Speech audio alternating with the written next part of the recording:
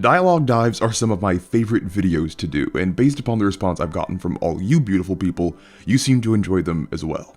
So it's kind of incredible that after all this time, I have yet to do a dialogue dive on the work of the king of dialogue, Quentin Tarantino. So I thought to finally fix that by taking a deconstructive look at Pulp Fiction, one of the most famous and entertainingly written movies of all time. The scene we will be looking at today is the ultra-iconic burger scene. One of Tarantino's greatest skills is his ability to write smooth, organic dialogue. This means when you are listening to the dialogue, it just seems right. You don't second guess it as a watcher, you just enjoy it. And because of that, the dialogue within can seem really easy to pull off, almost as if Tarantino is effortlessly writing simple, believable dialogue. But that is the beauty of good dialogue. When it's done well enough, a consumer won't be able to tell how complex it is. Now, for those of you who are new to the channel, this will not be me giving a review or an opinion of the scene. Rather, this will be an almost too in-depth breakdown of the functional, objective writing techniques used to craft the dialogue within. As a full-time editor for scripts and an author of 5 books myself, it's my pleasure and utter addiction to unpack high-level writing so that we might all improve our own skills in dialogue. Or if you're not a writer, just better appreciate the material for what it is. So finally, here is the breakdown of how this video will go. I will play the clip of the burger scene, and when I find a moment of interest, I will pause and break down the dialogue within. If you want to watch the full clip without my commentary beforehand, I will put a link in the description below. So, without further blabbering from me, let's jump right into it.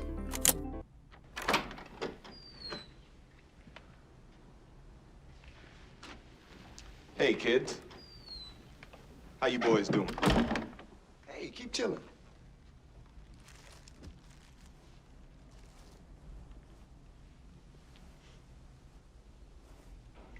You know who we are? We're associates of your business partner, Marcellus Wallace. So, sorry to stop so soon, but what can I say? There is a lot to go over in this scene. First, let's talk about the scene structure. Where every other scene that I have done a dialogue dive on is set up in a 3-act structure, intro, midsection, and climax, this scene in Pulp Fiction is different. It is a 2-act structure. Why is this important? Well, narratives and scenes set up in a 3-act structure are meant to show the gradual rise to a climax, with a descent into a resolution.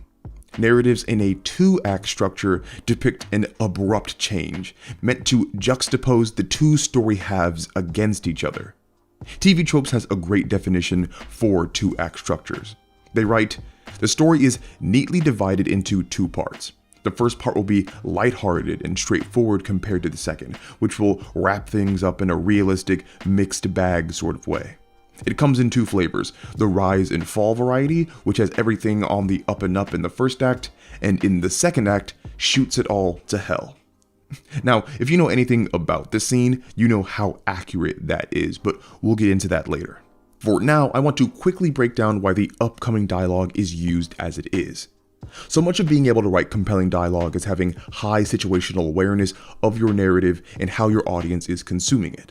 And yeah, I know that sounded about as pretentious as can be coming off the tongue, but just hear me out.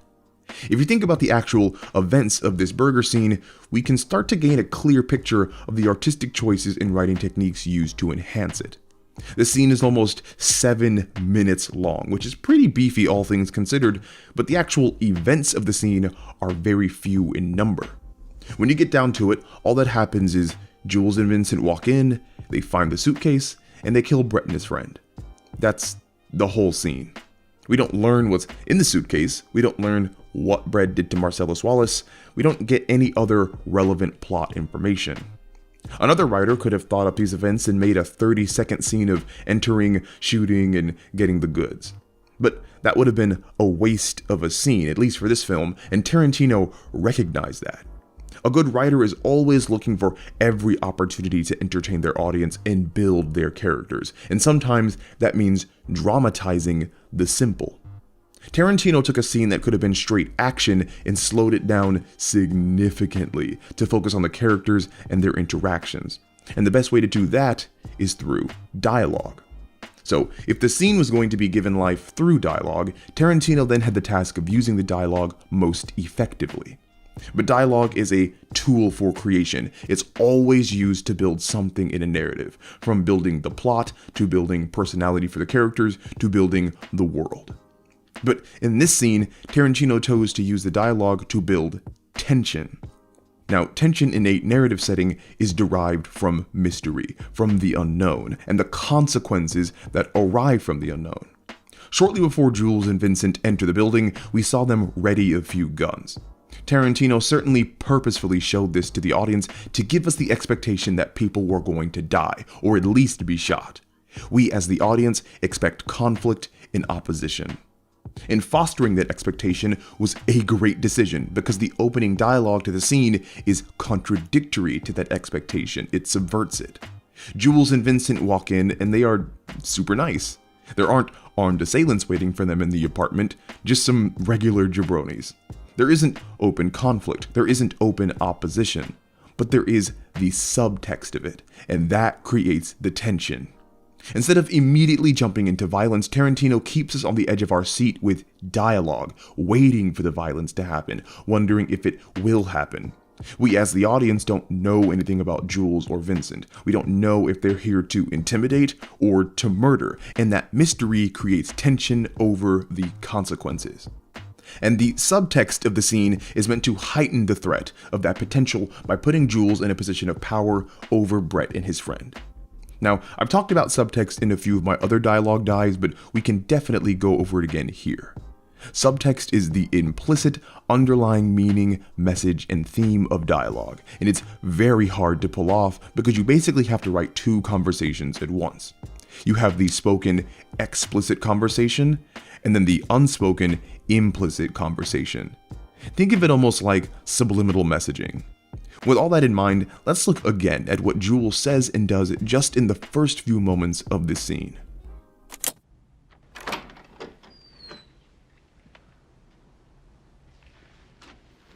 Hey, kids. How you boys doing? Hey, keep chilling.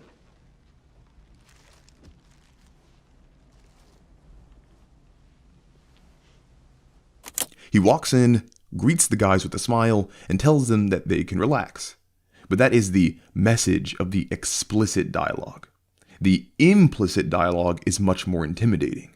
First off, Jules doesn't call Brett and his friends gentlemen or sirs. He says, Hey, kids.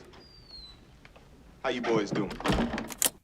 He views them and treats them like children, lesser than him. And I know this seems super small, almost to the point of being a "the curtains were blue" moment, but trust me, it's these little things that make dialogue effective. Secondly, Jules keeps Brett's friend on his back under the guise of friendly dialogue. Keep relaxing. Of course, the underlying purpose of this is to make the man defenseless against Jules.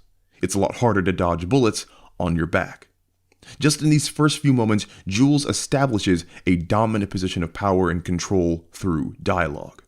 So, to sum everything up that we've gone over, this whole scene is given power because of tension, and the tension is created because of the threat of violence, and the violence becomes more threatening the more powerful Jules becomes. So the dialogue uses subtext to build up Jules' power and authority without the explicit use of violence. Over the first half of the scene, we'll make note of all the non-violent ways that the dialogue allows Jules to establish his power and authority. You know who we are? We're associates of your business partner, Marcellus Wallace. You do remember your business partner, don't you? Now let me take a wild guess here. You're Brett, right? Yeah. I thought so. You remember your business partner, Marcellus Wallace, don't you, Brett? So here is the primary tool Tarantino uses to establish Jules' power and control in the scene. Questions. One of the hidden ways that writers make characters feel powerful to an audience is to have that character control the flow of a conversation. Dialogue is the blood of a narrative, so having a character control what people talk about almost makes that character in control of the story itself. Everyone else involved in the dialogue is marching to their beat. Jules controls the dialogue through constant questioning. Pay attention to just how many questions Jules asks across the scene and the type of questions being asked. Yeah, I remember. Good. Looks like me and Vincent caught you boys at breakfast. Sorry about that. What you having? Hamburgers. Hamburgers! The cornerstone of any nutritious breakfast. Not only is Jules controlling the conversation by asking questions, he's asking questions he already knows the answers to. The hamburger is just out in the open for everyone to see. This is a great way to make a character feel condescending, as if they're toying with the other person in the conversation. It adds to that character's position of authority and power. Pretty much every single question Jules asks, he already has the answer figured out. But at the same time, the back and forth comes off just like small talk. It comes off as nice, but that's why it feels so wrong. It's the subtext of intimidation and the tension of violence that gives the scene power. What kind of hamburgers? Cheeseburgers. No. Where'd you get them? McDonald's, Wendy's, Jack in the Box, where? Big Kahuna Burger. Big Kahuna Burger. That's that Hawaiian burger joint. Here it is again. Obviously, Jules can see the food is from Big Kahuna Burger. It's right there on the cup and the bag. But he's not asking for knowledge. He's asking these questions for dominance, like an interrogation. Jules is patronizing Brett, just like a child. I hear they got some tasty burgers. I ain't never had one myself. How are they? They're good. You mind if I try one of yours? This is yours here, right?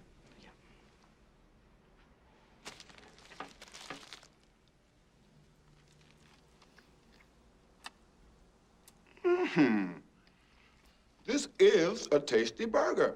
This is where the subtext of the dialogue should start to become obvious.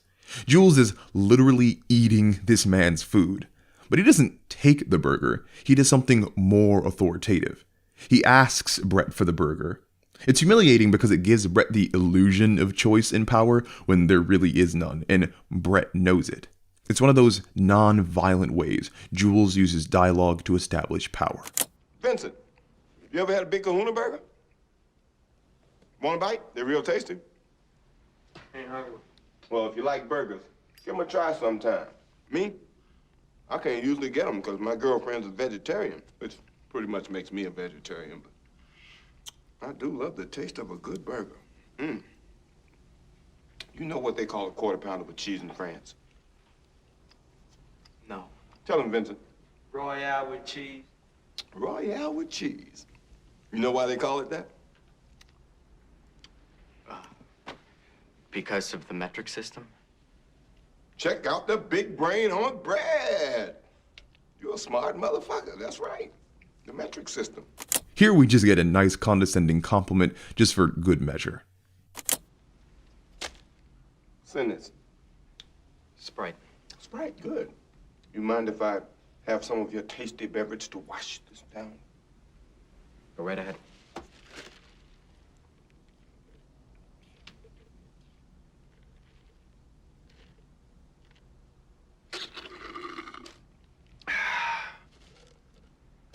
That hit the spot. I mean, come on, the man is literally staring at Brett while drinking his soda. There shouldn't be any ambiguity to what Tarantino is trying to accomplish here anymore. Jules' authority is practically set in stone, and he hasn't even had to raise his voice. Well, yet. You, flock of seagulls. You know why we're here? Why don't you tell my man Vince here where you got the shit hid at? It's over there. I don't remember asking you a goddamn thing.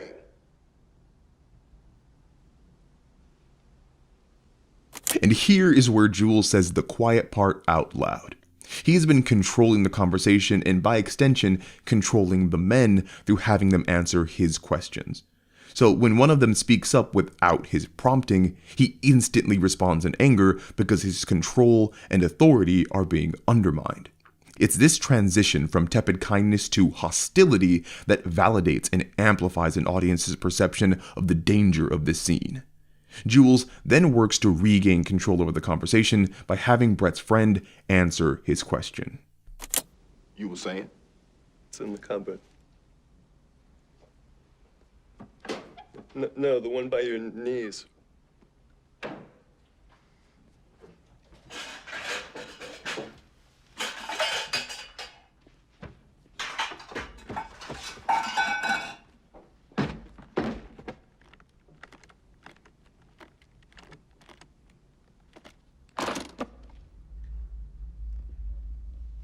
We happy? Vincent! We happy? Yeah, we happy. Look, I'm sorry. I didn't get your name. I got yours, Vincent, right? But I never got your... My name's Pitt, and your ass ain't talking your way out of this shit. Here is probably the sentence that informs me most about the writing's attempt to put Jules in a position of power through dialogue. Brett starts to talk, but Jules immediately cuts him off.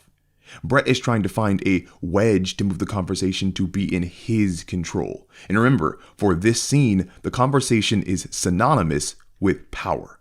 Jules recognizes Brett's attempt and tries to cut him off, but Brett persists, knowing it's his only chance of having any control of the situation. No. I just want you to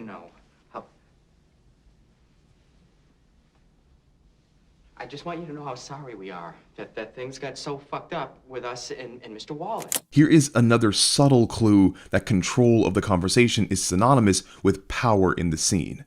As soon as Brett starts to talk, he attempts to stand. By speaking of his own accord, he feels he now has the power to be in equal position with Jules. Of course, Jules recognizes this, and just like he told the friend to stay on his back at the beginning of the scene, he motions for Brett to sit. It's all a subtle, subtextual play for power dynamics. We got into this thing with the best intentions, really. I never... Oh, I'm sorry. Did I break your concentration? I didn't mean to do that. Please, continue.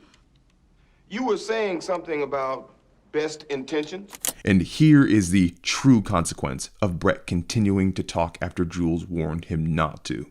This is where the scene rapidly changes. Now the audience fully understands the threat presented, and the arrival of that threat is heightened because we went from no violence to obscene violence so abruptly. This is also where the first act ends and our darker, hellish second act begins. From this point forward, all pretense of nicety is lost and the intimidation is made overt. However, Tarantino chooses to maintain centering Jules' control of the conversation on questioning. Watch as we go forward. What's the matter? Oh, you were finished. Oh, well, allow me to retort. What does Marcellus Wallace look like? What? What country you from? What? What ain't no country I ever heard of? They speak English and what? What? English, motherfucker! Do you speak it? Yes! Then you know what I'm saying. So here is when we get to the real fun of the writing. Jules is still using questions, but now it's questions whose answers aren't easy to figure out, and that only ups the tension in the scene. Previously, the dialogue and therefore the questions within were given power by the characters being ahead of the audience. This means that the characters knew plot-relevant information that the audience did not. Brett and his friend knew everything that they had done to Marcellus Wallace, and so did Jules and Vincent. So when the questions were asked... You remember your business partner, Marcellus Wallace, don't you, Brett? Yeah, I remember. They had an understanding of the situation. However, we as the audience didn't know anything about this because this is the start of the movie. And remember what I said about the unknown? It breeds tension. By initially putting the characters ahead of the audience, Tarantino forces the audience to sit in mystery, which further empowers the dialogue. But things have changed here in the second act. Brett is no longer answering questions that he knows the answers to. These questions sound just as strange to Brett as they do to the audience. What country you from? Now, Brett and the audience are parallel in their knowledge and ability to answer these questions. And a general rule in storytelling is that a closer a character is to the circumstances of the viewer, the more easily a viewer can relate to that character. Well, here, since the viewer and Brett are parallel in knowledge, we feel even worse for him because we know that we might not fare any better answering these questions. And again, these are all questions that Jules knows the answers to, but is still looking for a specific response. The scene becomes that much more tense because I believe Tarantino wanted us to stew in this situation, sympathizing with Brett in the torture he's enduring. Describe what Marcellus Wallace looks like. What? Say what again? Say what again? I dare you. I double dare you, motherfucker. Say what one more goddamn time. He's black. Go on. He's bald. Does he look like a bitch? What? Does he look like a bitch? No! Then why you try to fuck him like a bitch, Brett? He didn't. Yes, you did. Yes, you did, Brett. You tried to fuck him. And Marcellus Wallace don't like to be fucked by anybody except Mrs. Wallace. You read the Bible, Brett? Yes.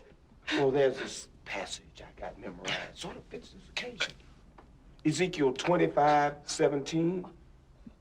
The path of the righteous man is beset on all sides by the iniquities of the selfish and the tyranny of evil men. Blessed is he who in the name of charity and goodwill shepherds the weak through the valley of darkness, for he is truly his brother's keeper and the finder of lost children. And I will strike down upon thee with great vengeance and furious anger those who attempt to poison and destroy my brothers. And you will know my name is the Lord when I lay my vengeance upon thee.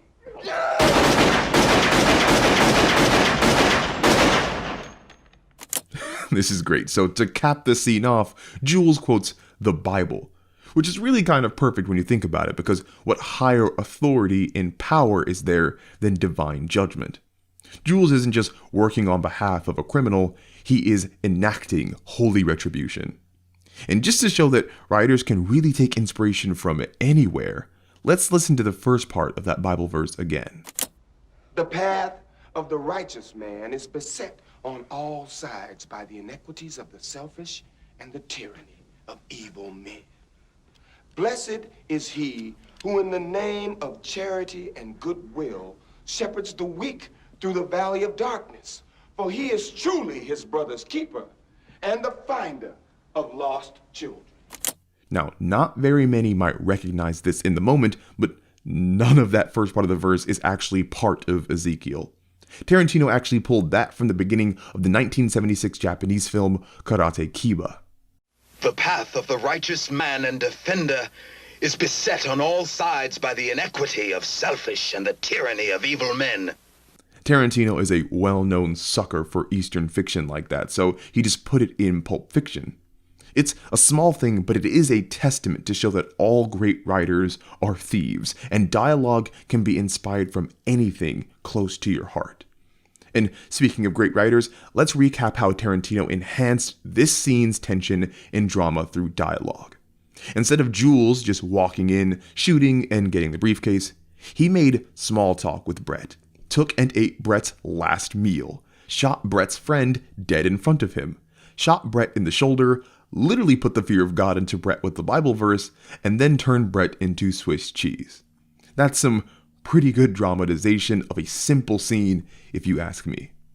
Anyway, I hope this way too in-depth breakdown of Pulp Fiction could help some of you writers out there. Dialogue is tricky, possibly the trickiest part of storytelling, so looking at how a master like Tarantino does it can demystify some of the more elusive aspects.